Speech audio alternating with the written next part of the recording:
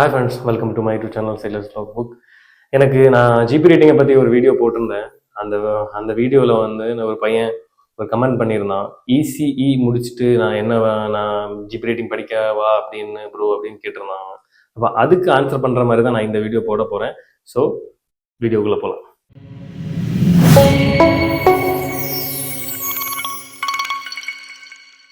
So இந்த electronic and communication engineering அதே மாதிரி ட்ரிபிள்இ படித்தவங்க வந்து நீங்கள் ஜிபி ரேட்டிங் பண்ண தேவையில்லை. உங்கள் ஷிப்பில் போகணும், மெர்ச்சன்ட் நேவியில் போகணுன்னா நீங்கள் இடிஓன்னு ஒரு கோர்ஸ் இருக்குது, electro technician officer, technical officer அப்படின்னு சொல்லிட்டு ஷிப்பில் போகிறதுக்குன்னே செப்பரேட்டாக வந்து அவங்க இது பண்ணியிருக்காங்க ஒரு கோர்ஸ், 4 month கோர்ஸு.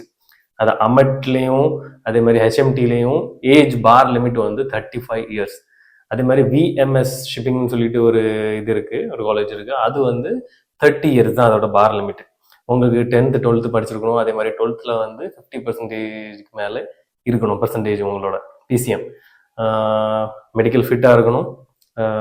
ஐசைட் ஒன்றும் ப்ராப்ளம் இருக்கக்கூடாது. அதே மாதிரி நைட் விஷன், நைட் பிளைண்ட்னஸ் இருக்கக்கூடாது, கலர் பிளைண்ட்னஸ் இருக்கக்கூடாது.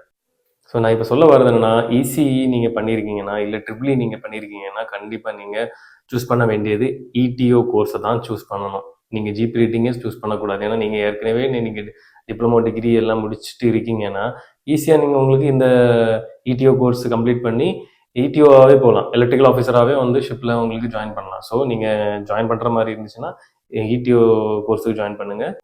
ஸோ இவ்வளோ தான் ஃப்ரெண்ட்ஸ், இந்த வீடியோவில் இவ்வளோ தான். நான் சொல்லிட்டேன் இடிஓ கோர்ஸ் நீங்கள் ஈஸி முடிச்சிருந்தீங்களா இல்லை ட்ரிபிள்இ முடிச்சிருந்துட்டு என்ன பண்ணலாம் அப்படின்னு சொல்லிட்டு நான் ஒரு நல்ல ஒரு சஜஷன் சொல்லியிருக்கேன்.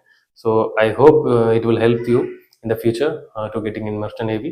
ஸோ இந்த வீடியோ உங்களுக்கு பிடிச்சிருந்துச்சுன்னா லைக் பண்ணுங்கள், ஃபாலோ பண்ணுங்கள், மறக்காமல் ஷேர் பண்ணுங்கள்.